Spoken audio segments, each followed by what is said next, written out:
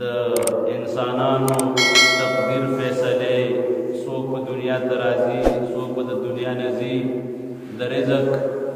او د بارانونو او د راتلونکي کال چې څومره آینده لاهې عمل دی چې آینده کال کې به څه کېږي شب بارات چې ورته وایي په دې شپه کې په 15 شپه باندې شعبان په شپه باندې د راتلونکي د ټول کال هغه لاهې عمل د الله د طرفه فرشتو ته هغه حواله شي چې په دې کال کې به څوک پیدا کېږي څومره به مسلمانان څومره نیکبخت څومره بدبخت بیا د هغې د رزق در دې پورې چې د بارانونو پورې چې په دې کال کې به څومره بارانونه کېږي په کم ځای کې به کېږي دا ټول په 15 شعبان باندې دا لاهې عمل فرشتو ته حواله شي نو پیغمبر علیه السلام به هم په دې میاشت کې روژې نیوې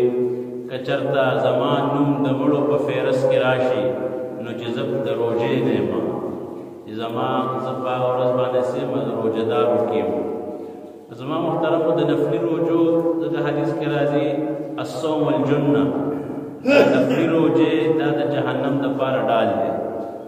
فرض روژه دا په حکم دی چې کتب علیکم الصیام کما کتب علی الذین من قبلکم لعلکم تتقون دا غیر په حکم دی شهر رمضان الذي انزل فيه القرآن د رمضان مبارک او د قرآن او د هغې سره مناسبت خو د فرض روژو نه علاوه د نفلي روژو ترغیب راغلی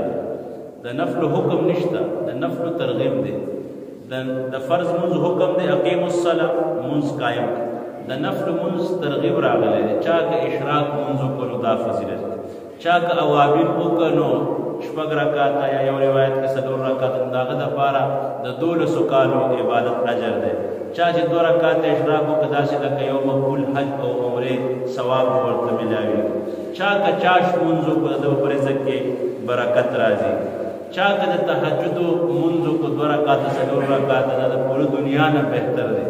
نو د فرض منځ حکم دی اقیم الصلاة منځ قایم کا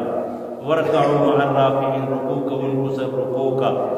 او د نفلي منځ څنګه چې مارز کو دا ترغیب راغلی الله فرمایي چې سړی نفل کوي در دې چې دې زدي د هغې په ذریعه ماته دومره رانږدې شي چې زه د سترګې جوړ شم زه د لاسونه جوړ شم زه د خپې جوړې شم چې دې پې ګرځېدل کوي زه د غوږونه چې دې پې اورېدل کوي زه د سترګې یعنې د قرب درجاتو کې دې الله ته ورسي د نفلو په ذریعه باندې د نفل حکم دی د فرض روژې حکم دی د نفلي روژو ترغیب دی چې څوک چې نفلي روژې نیسي الصوم الجنه دا نفلي روژه دا څه شی د جهنم دپاره ډال دی